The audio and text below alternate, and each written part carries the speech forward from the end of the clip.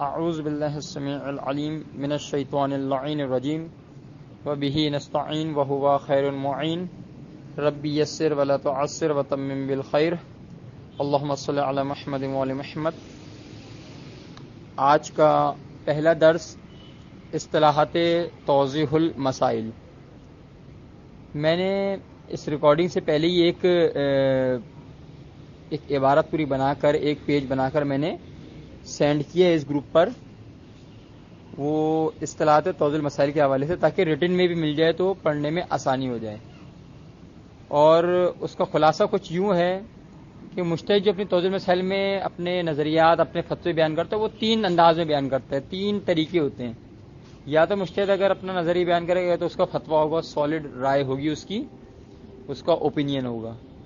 دوسری چیز یہ ہوتی ہے کہ مجتہد فتویٰ نہیں دے پا رہا ہوتا، کوئی حدیث میں اتنی وضاحت نہیں ہوتی جس کی وجہ سے مجتہد فتویٰ نہیں دے پا رہا ہوتا، تو وہ احتیاط لگاتا ہے اور فتویٰ نہیں دیتا، یعنی بول دیتا ہے کہ احتیاطاً یوں کریں، یا احتیاط واجب ہے یوں کریں، احتیاط لازم ہے کہ یوں کریں۔ یعنی مجتہد احتیاط واجب بھی کہہ سکتا ہے، احتیاط لازم بھی کہہ سکتا ہے، اور دیگر اصطلاحات بھی کہہ سکتا ہے۔ یہ احتیاط اس صورت میں لگائی جاتی ہے جب مجتہد کو یقین حاصل نہیں ہو رہا تھا کہ اس روایت میں کیا کہا جا رہا ہے، یعنی ہاں کہا جا رہا ہے، نہ کہا جا رہا ہے، دونوں طرف، ایک طرف گڑا ہے، ایک طرف کھائی ہے۔ یعنی مجتہد ہاں کرے تو قیامت کے دن جواب دینا پڑے گا اور پھنس جائے گا، اور نہ کرے تو مشکل۔ تو مجتہد کہہ دیتا ہے احتیاط واجب کی بنا پر اس کام سے بچیں، یعنی یہ کام حلال ہے یا حرام ہے کچھ پتہ نہیں لگ پا رہا، تو مجتہد احتیاط واجب کی بنا پر آپ کو بچنے کا کہہ دیتا ہے، تاکہ اس سے آپ کو قیامت کے دن بری ذمہ ہو جائیں گے، مجتہد بھی اور آپ بھی۔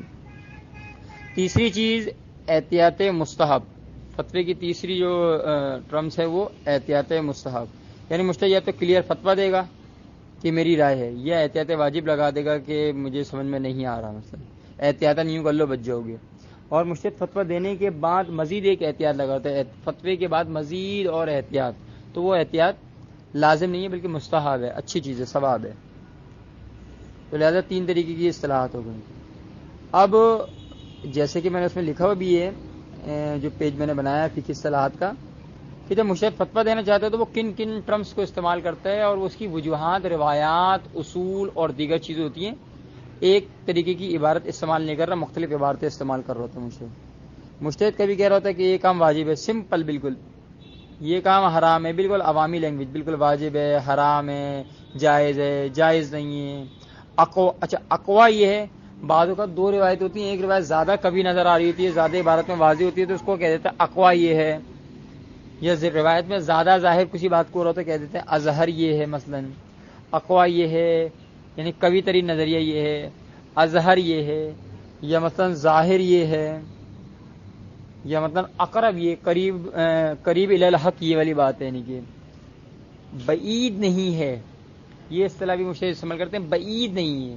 جب دو روایات ہوں اور دو روایت میں سے جو مشہور روایت ہے، جو علماء میں مشہور ہے، جب مجتہد یہ چاہتا ہو، کوئی مجتہد یہ چاہتا ہو کہ جو مشہور روایت ہے علماء کے درمیان، اس کو چھوڑ کے غیر مشہور کو لے لے، ٹھیک تو دونوں صحیح، لیکن ایک مشہور ہوتی ہے، غیر مشہور ہوتی ہے۔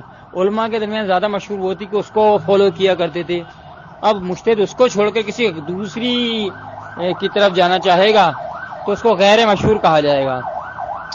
جب وہ غیر مشہور روایت کے سے فتویٰ دینا چاہے گا تو مجتہد اصطلاح استعمال کرے گا بعید نہیں ہے، بعید نہیں ہے استعمال کرے گا۔ اچھا ریزن بتانا ضروری نہیں ہے، میں ایسی بتا رہا ہوں، ورنہ اصولاً تو یہ کہ یہ تمام عبارتیں ان کو رٹا لگا لے، یاد کر لیا جائے کہ بعید نہیں ہے، قوت سے خالی نہیں ہے، یہ فتویٰ ہے کہ قوت سے خالی نہیں ہے، یعنی یہ چیز ہے۔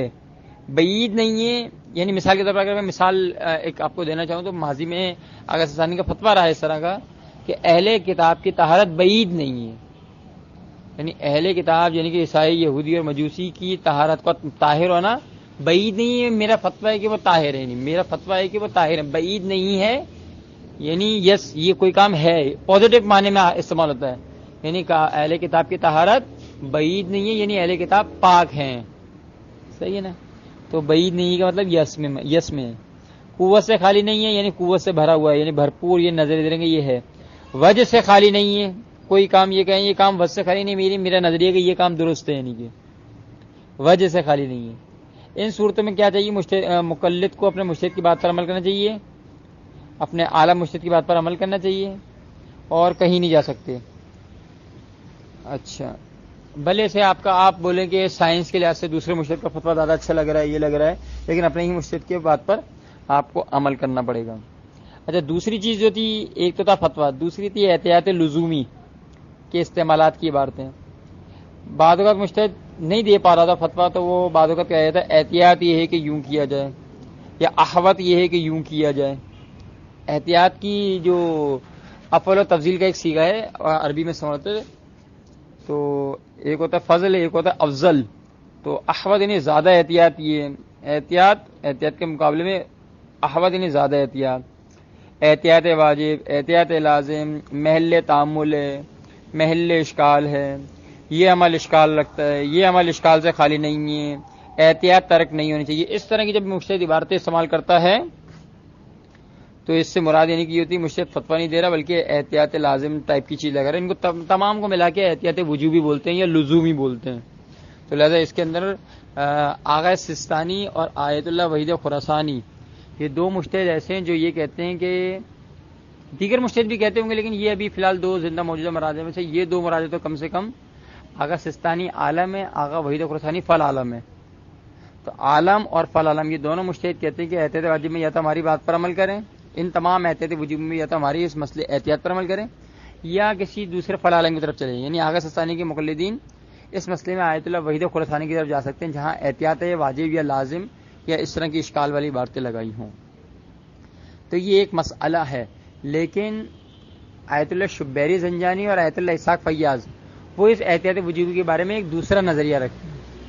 وہ کہتے ہیں مثلا آیت اللہ شبیری زنجانی فرماتے ہیں کہ اگر میں کسی مسئلے میں کہوں کہ احتیاط واجب یہ ہے، احتیاط لازم یہ ہے، تو اسی احتیاط پر عمل کرنا پڑے گا، کسی فل عالم کے پاس نہیں جا سکتے. لیکن جب میں یہ کہوں ڈائریکٹ صرف احتیاط یہ، احتیاط کے ساتھ کوئی واجب لازم کچھ نہ لگاؤں، صرف بولوں احتیاط یہ ہے، تو اس میں آپ کسی فل عالم کے مجتہد کی طرف جا سکتے ہیں. لیکن جب میں احتیاط واجب کہہ دوں تو یہ پھر احتیاط واجب ہو جاتی ہے، گویا فتویٰ بن جاتی ہے. احتیاط لازم کہہ دوں یہ احتیاط واجب بن جاتی ہے، لازم بن جاتی ہے، اس پر عمل کرنا پڑتا ہے. لہذا تھوڑا سا فرق کیا ہے احتیاط مطلق اور احتیاط مقید میں. احتیاط مطلق کیا ہوتی ہے؟ جس میں کچھ بھی واجب یا لازم کی شرط نہ لگائی گئی ہو، اور جب جس احتیاط میں احتیاط واجب یا لازم لگا دی گئی اب تو وہ گویا فتویٰ جیسا بن جائے گی ان کی. اور آیت اللہ اسحاق فیاض فرماتے ہیں میری کسی بھی قسم کی احتیاط میں رجوع نہیں کر سکتی. احتیاط ہو، احتیاط واجب ہو، احتیاط لازم ہو، اشکال ہو، کہیں پر بھی جا سکتے. میرے ہی فتوے پر عمل کرو گے اور میری ہی احتیاط پر عمل کرو گے. صرف احتیاط مستحب جہاں لکھا ہوا وہاں پر تو احتیاط مستحب ہے، وہ ایک الگ چیز ہو جائے گی، وہ بعد میں بھی آ رہی ہے. ہاں تو تیسرا طریقہ جو مجتہد کا فتویٰ بیان کرنے کا وہ ہے احتیاط مستحب، جو ہے نا احتیاط استحبابی. احتیاط استحبابی کیا ہوتی ہے؟ اس کے لیے کیا استعمال کرتا ہے مجتہد عبارت؟ احتیاط مستحب یہ ہے یا احوط و اولا یہ ہے. مثلا مجتہد جب فتویٰ دے دیتا ہے یا فتویٰ دینے سے پہلے یا فتویٰ دینے کے بعد احتیاط مستحب یا احتیاط احوط اولا، احتیاط اولا اس طرح کی عبارتیں استعمال کر دیتا ہے. تو لہٰذا چونکہ فتویٰ مجتہد دے چکا ہو تو اس کے بعد مزید احتیاط کرتا ہے اور اچھا ہے کہ یہ کر لو، تو اس میں ضروری نہیں کہ اب اس کی بات کو فالو کیا جائے. تو لہٰذا تین طریقے کی چیزیں ہو گئیں. احتیاط مستحب کو چھوڑ سکتے ہیں، فتوے پر عمل کریں، احتیاط مستحب کو چھوڑ دیں. احتیاط لزومی کے اندر آغا سستانی اور آغا وحید فرماتے ہیں رجوع کر سکتے ہیں میری احتیاط میں آگے. جیسے میں نے بتا چکا اسحاق فیاض اور شبیر زنجانی صاحب جو ہیں وہ تھوڑا سا اختلاف رکھتے ہیں اس کے اندر، اور فتوے کے اندر تو آپ کو فالو ہی کرنا ہے. یہ ایک مسئلہ تقریباً ہمارا بحث ختم ہوئی کہ جس میں آپ کو فتوے کی اصطلاحات یاد کرنی پڑیں گی، احتیاط لازم والی اصطلاحات بچوں کو بتانی پڑیں گی، یاد کرنی پڑیں گی، اور احتیاط مستحب کیا ہے وہ سمجھ گئے. احتیاط مستحب میں ایک مسئلہ رہتا ہے، بعض اوقات مجتہد کا فارمولہ یہی ہے کہ فتویٰ دینے سے پہلے یا فتویٰ دینے کے بعد اگر احتیاط لگائے. بعض اوقات احتیاط مستحب لکھا ہوا ہوتا ہے، احوط مستحب لکھا ہوا ہوتا ہے، لیکن بعض اوقات ڈائریکٹ احتیاط نہیں لکھی ہوتی، آپ کو خود سمجھنا پڑتا ہے. خود کیا سمجھنا پڑتا ہے؟ عبارت میں اگر فتویٰ آ گیا اس کے بعد احتیاط ہے تو اس کو احتیاط مستحب سمجھا جائے گا. مثلا یہ لباس کو مثلا خون سے نجس ہوا، اس کو ایک دفعہ دھونا کافی ہے، اگرچہ احتیاط یہ ہے کہ 2 دفعہ دھو لیا جائے. مثلا اگر مجھ سے ایسی عبارت بول دے جب کہہ دیے کہ 1 دفعہ سے پاک ہو جاتا ہے، اس کے بعد احتیاط یہ، تو احتیاط مستحب لکھنا ضروری بھی نہیں ہوگا، آپ خود سمجھ جائیں گے کہ فتویٰ دے دیا اس کے بعد کیوں احتیاط لگا رہے ہیں. یا مثلا احتیاط یہ ہے کہ کپڑے کو خون سے آلودہ کپڑے کو 3 بار دھویا جائے، اگرچہ ایک دفعہ میں بھی پاک ہو جاتا ہے. اب وہ خود ہی انہوں نے کہہ دیا کہ 3 دفعہ دھونا احتیاط ہے، اگرچہ ایک دفعہ سے بھی پاک ہو جاتا ہے. جب پاک ہو جاتا ہے فتویٰ ہے، یہ ہو جاتا ہے، جائز ہے یہ ہے. تو لہٰذا اس طرح کا احتیاط مصحف نہیں بھی لکھا ہوا احتیاط کے ساتھ تو ہمیں خود سمجھ لینا چاہیے. وصلی اللہ علی محمد وآلہ الطاہرین.